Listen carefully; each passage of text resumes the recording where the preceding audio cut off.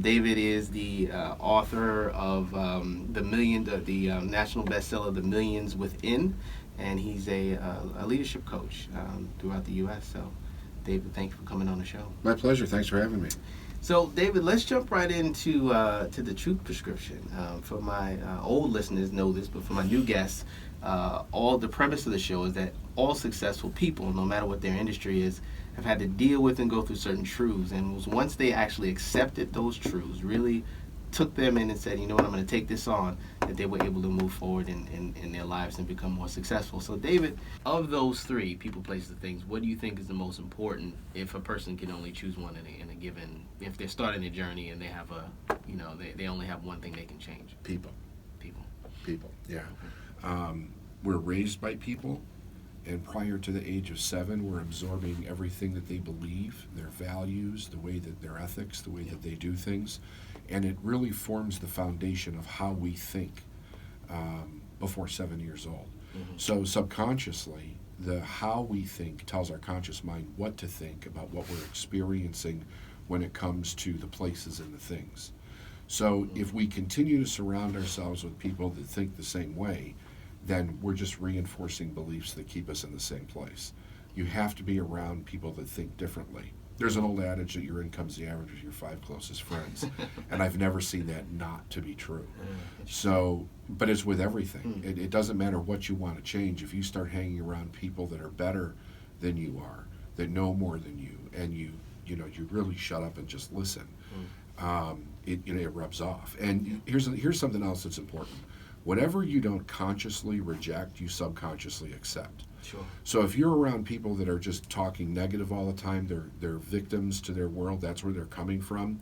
And not to say that they haven't experienced victimization, I'm sure that they have, but they don't know how to break free from it. Eventually you'll start subconsciously accepting that, and you'll start experiencing victimization in your own life. And you'll think that it's something that's happening to you, but really you're creating it yourself. Right. Crazy. That's so true. So true. My last question is about, you said something I thought was so interesting, that people make money their God. Just talk a little bit about that concept and why people shouldn't. So, this goes back thousands of years, right? So it's been written in religious texts. It's in all the 7 major religions in the world. It's been talked about theoretically by a lot of different people. If you really look at every decision that we make, you can trace it back to some financial component in your life. So if we're trapped financially, if we believe that we can't earn the amount of money that we want in order to live the life that we're truly put here to live, then those decisions are going to be based partially on the fact that we don't have the resources to do it. Right. If a person breaks free of that, no, they don't think that way anymore. They don't think about what it's going to cost. They think about, what am I going to contribute? How is this going to help me? How's this going to help other individuals? And then when they make the decision to do that, they know that the resources, and if money is one of those resources, it's going to show up. So they've actually mastered that in their life. The majority of the world goes through their entire life and they don't master that skill set. So we teach people how to master that skill set, so it's no longer part of the equation when they make a decision to do something in their life. Got it. But if you think, that's why it says, it's the love of money, right? Right. That's Right. the root That's of all the root, evil. right. Because money's causing them the lack of money is causing them to make the decision. Not coming from a place of abundance, it's an abundant resource. I don't have to be really concerned with how much I need to do something, because I know how to actually bring that into my life to be able to do it. Got it. Okay. Cool. All right, so let's jump into a section of the show we call Yes or BS. Okay. So I'm going to make a statement, and then you can say yes or BS. And if you want to expound on it, it's up to you. If not, we can move on. Okay. All right. Number 1. Rules are for fools. Yes. Okay. Number 2. I think I know your answer to this, but I have to say it anyway because I think it's a great quote. The opposite of the question is the answer. Yeah, that's yes. Number 3. You want me to expand on that one? Yeah, please do. So there's a universal law called the law of polarity, and it's one of the laws that I teach people to help them break through the idea that they can accomplish something that they can't see, because everything has an opposite and it's equal and opposite, but what they don't understand about it is that it's connected and it's in the same place at the same time. So if you're experiencing something that you don't have, the thing that you want has to be around you. But if you're not programmed to see it perceptively, you'll see what you don't want instead of what you do want. That's what keeps most people stuck. Yeah. When they understand that law, they can start to conceive beyond what it is that they've been programmed to believe, and that's when things really start to change for them, because all the resources, every opportunity that they want is around them right now. It's right there. Right there. All right. Number 3. Everyone can be a coach. BS. Talk about that. I see a lot of coaches online, by the way. Yeah, there's a lot. There were hardly any when I first started, but it's I don't think that everybody can be a coach, because number one, I don't think that everybody is supposed to be a coach. I think that you have to be willing to do the work yourself and have the result. And what I see a lot of going on today is the wanting I want this result, so I'm going to be a coach in order to get it, but they actually haven't gone and done the work themselves. So that's the issue that I have there. You mean a financial result? Any kind of result. Well, it depends on what the coach is. I mean, there's a coach for everything, right? Yeah. So if you haven't done it or you don't know how to actually do it, just because there's people perceive that coaches are making a lot of money, and the truth is that 90% of the coaches out there make less than $10,000 a year, right? So, I mean, it's because they can't even coach themselves to be successful. Right. It's pretty crazy, but it's actually true. Okay. Wow. All right. Number 4. Emotional security is dangerous. Emotional security is dangerous. I would say, I don't know how to answer that. You got me on that one. Emotional security is dangerous. I would say BS on that. Okay. I think that people, if they're not emotionally secure, that's dangerous, because they end up making decisions from a fear-based emotional perspective. Yeah. So I think emotional security is a good thing, but emotional security based on truth, not based on falsehoods or superstitions. Exactly. That's why I asked that question, because it's kind of, you can go either way with it. You because could. Because I know that when you're emotionally secure in others' perception, and that's your motivator, that could be a problem. Right. But if you're truly emotionally secure in your own self and your own abilities, then that could be good. Sure. So, yeah. All right. Cool. All right. Number 5. David Neagle has fulfilled his purpose. BS. Yeah. My purpose is always evolving. So as long as I'm breathing, it's not fulfilled. I'm doing it every day, but it's not completely fulfilled. No. All right. Number 6. Full acceptance of words, actions, and deeds leads us to maximum personal power. Yes. Yeah. Acceptance is the key there. Yes. Number 7? Number 7. We can benefit from all experiences, good and bad. Yes. Okay. And my last one is number 8. This is simple, but it is worth saying. People are afraid of failure. No, BS. Ah. I don't think people are afraid of failure. I think that's a misnomer. I think we're afraid of being seen as a failure because we fail every day. That's how we learn, right? So when we were kids, we weren't afraid to fall down. We just kept standing up. We kept reaching, grabbing, touching. That fear is something that is taught to us by the rejection or lack of acceptance that we experience by not doing the right thing. So it eventually, at some point in our life when we're small children, we're taught to conform. Yeah. And we're expected to keep up. And when we don't, we're shamed and guilted about the failure that we have, like the big red F Yeah. on our paper, instead of somebody pulling us aside and coaching or counseling us to find out what's wrong. It's like, we got to get these students through this class. We got to get this person, to where they need to go. We don't have time for somebody that's slower or that's having difficulty. Yeah. So, and it's shame and guilt. We're not born with it. Yeah. We're taught. We're taught. We're taught that. So I think that's where people assume they have the fear of failure, but it's actually being seen as a failure that they're afraid of. Yeah. Okay. Just a quick story. Obviously I'm a physician, and people always ask me, why did you become a physician?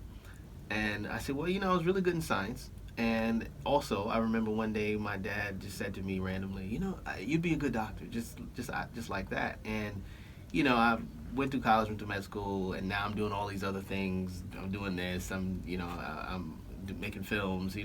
I'm writing. I'm making music. I'm doing all that kind of stuff.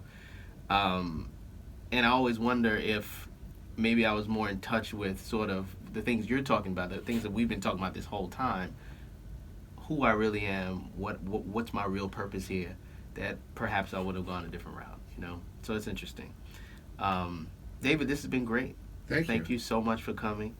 It's a cold day today in Gotham City, but you made it. You made it down. First started the show, most people would say professional, and so I think people are feeling a little bit more comfortable. So let's jump into the personal. So tell us a personal truth story. So you mentioned the water skiing accident. Yeah. I think that's where the first truth really came in for me, because as that accident was happening, I got sucked through a dam, and I came out the other side of the dam, and instinct says get to shore, and I couldn't get there because the current was too strong. Okay. So the river took me around this island where there was this long branch hanging over the water, and I grabbed onto this branch, and when I pulled my hands out of the water, I realized I had ripped the skin off my hands. And I saw a lot of blood. I realized I was injured. I just didn't know how bad at the time. And I'm holding onto this branch, and I knew that 2 miles down the river there was another dam. I couldn't get to the island because the current was too strong. So I started to unbuckle my life vest and put the branch inside of the vest and buckle myself to this branch. And I realized, all the things you could think about as this is going on. I'm trying to figure out how to survive. Yeah. And I was in the Army, and I remember the drill sergeants told us, if you're ever in a life and death situation, if you can think your way through it versus going into shock, you have much better chance of survival. So I'm thinking, what do I think of first? And my life, they say your life flashes before your eyes, and so it did. Wow. And I came face to face with the truth that I was not able to get myself to do the things that I needed to do to be successful. And at that time in my life, it was like graduating high school. I had started a family. I was driving a forklift, working on a dock. I couldn't pay my bills. And I was really stuck. And I said, God, if you let me live today, I will figure out why I can't do this or haven't been able to do this, and then I'll spend the rest of my life teaching other people how to do the same thing. So that was the first major truth, face to face, heart to heart with myself, that I had to accept that I was not following through with things that I should have been doing. It wasn't that I didn't know what to do, I just wasn't doing it. I've heard you say in some of your interviews that one of the main challenges for folks is to really assess and analyze where they are now. People focus on the millions they're going to make, but they don't assess where they are now. I think that was a really great example of you being in such a tough situation and being able to sort of look at it and say, well, this is my life. What's happening to me right now? I'm not able to move from here. How did you, just tell us the rest of the story. How did you actually, you're tethered to this branch through your life jacket. How did you eventually get saved? Well, this is something that's always kind of fascinating me.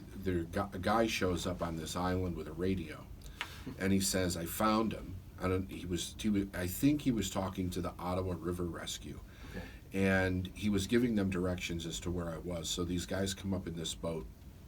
They pull me into the boat, and I'm really trying to get my bearings and comprehend what just happened, and it was very surreal. And the guy in the boat kept telling me, he's like, "You have no idea how lucky you are." And I'm like, yeah, just to get me to. He's like, "No, man." He's like, "You need to listen to me." He said, "You have no ideas. This does not happen." He said, "You're only two people that have gone through this. We have people go through this dam every year. You're only the second person to survive, and you're walking." The other guy ended up being a paraplegic. So I got out of they get me to shore. I'm walking around kind of in a daze. I'm looking for a family. There's no family there because my whole family was on the boat, and there's nobody there. There's an ambulance. They're like, "You need to get in the ambulance." I'm like, "No, just where's my family? I want to go home." Right? Yeah. They're like, "No, you need to get in the ambulance." And this little guy comes up to me and he grabs me and he's like, "Mister, your rear end is really going to hurt in the morning." And I turned around and looked and realized that the whole right side of my swimsuit was gone, and it looked like somebody had beat me with a baseball bat. And I was like, "Oh, I'm really hurt." Yeah. It was just I had so much adrenaline going through me, I didn't realize it. So I broke my back. They put me in the ambulance. My family showed up. And then it was a process of healing, but before you knew it, I was back on the forklift again at work. And I thought to myself, this happened for a reason, but what do I do now? Yeah. Where do I go from here? Yeah. So I got really, over a short period of time, that happened in September. Come February of that year, I was so frustrated at work, I couldn't even see straight. And I had like an emotional meltdown in the back of the trailer one night.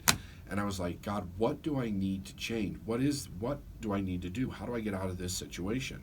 Because logic said, and this is pre-internet, right? Logic said, you have to go back to school, you need to go to college, get an education, build a career.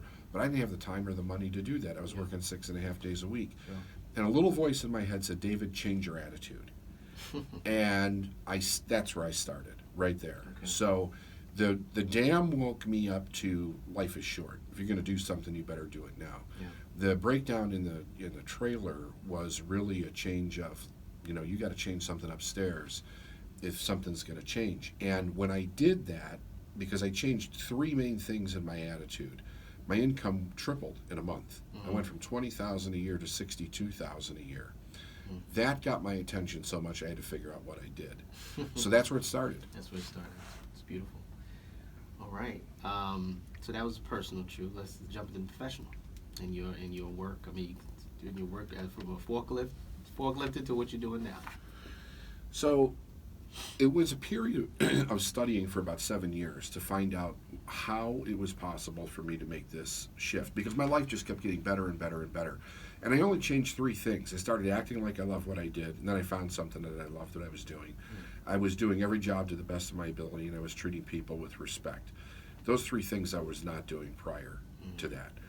And it was kind of astounding to me that I could be having this much change in everything in my life, in reality, when I only changed these three things in my head. So I began to study, and I figured out what I did. And when I met my mentor, he told me, he's like, "You're an unconscious competent." He said, "So you stumbled across doing the right things, you just don't know how you're doing them." And he said, "The biggest problem with that is that if something changes, you won't know what to change to adapt to it." So going into, I started helping people on, on this, like friends and coworkers and stuff, and their lives, some of them would change, some of them wouldn't. And I realized I had a passion for doing this. So I started it as a business. As a coach, I started doing seminars and speaking and that type of thing.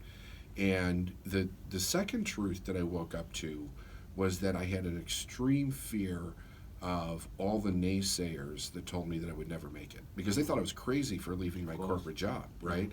So like, you have a family, you have bills, you have this whole, how can you possibly do that to start something that they thought was ridiculous to begin with? Yeah. And what happens if it doesn't work, right? So I had to, I remember I needed to make sales for a seminar, and I was sitting there staring at the phone. I couldn't even get myself to pick up the phone, and I'm like, "You need to break through this really quick, because you're going to be out of business in a month if you don't. What's going on?" And as I really looked at myself, I realized that what I was really afraid of was that if I failed, everybody else around me would say, "I told you so." And that was too painful to even think about. So I was like, this is not going to happen. And from that moment on, I picked up the phone and just moved forward and never looked back. Okay. So the professional truth was recognizing fear of the naysayers. Yeah. Okay. Yeah. All right, cool. Let's jump into some questions. Let's talk about the concept of people recognize. We touched on this a little bit, but people recognizing where they are, and maybe give us an example in one of your clients where that applied. Well, a couple of years ago, I worked with a woman came to me. She was a teacher, and she was making $38,000 a year, math teacher. She had various, Ironic. yeah, various different things that she had done experientially. She was a doula. She had, helped a lot of different people in different ways, but she didn't know how to get out of being stuck. And she was thinking from the perspective of how do I expand where I am in order to make the money. And I got her to start thinking about what her gift was. The problem was she didn't think she could make any money with her gift. So that's where we started with her. And within a couple of years, she went from $38,000 a year to $167,000 a month. So big difference. Yeah. But it's all about starting where the person is and then working them out of that first mindset, getting them to be able to conceive that they could do something much bigger and see the value in what they have, and then giving them a strategy to be able to do it. All right. I know that, and you mentioned it, you've studied great people, Yeah. right? Rich people, great leaders. What is, for you, the unifying theme regarding their thought process and how, people you work with can sort of replicate that? Personally, I think that it's something that they have to do. I personally believe that everybody's born with a purpose, that we have a divine purpose, call it whatever you want, universal purpose, whatever you believe that it is, but it's definitely a purpose. And I think that until we reach a certain point in our own maturity, we're afraid to acknowledge what that is, because it's really our life essence. Once we acknowledge what it is and we really see what it is, it's not an option not to do it. And I see that with every single person that I've ever studied. They would sacrifice everything, anything in their life, in order to be able to do what it is that they did. And if you study the biographies and you see these people and the documentaries around them, you see that they gave up just about everything in their life to be able to do whatever it is. There was an obsession. We call it a magnificent obsession, right? I like that. A magnificent obsession that no matter what, this is what I'm here to do, and that's what's going to be done. And whatever it costs me to do it, if I have to sacrifice things in my life, and usually when we talk about sacrifice, it's giving up something of a lower nature to gain something of a higher nature, But yeah, they have to do it. It's a have to. They have no other choice. No. Yeah. Okay. No, because you're denying yourself. When you realize why you're here. I don't remember who said this, but it was a great quote. They said there's the two most important days of your life is one, the day you were born, the second, when you realize why you were born, right? And when you figure that out, then it isn't an option. You do whatever it takes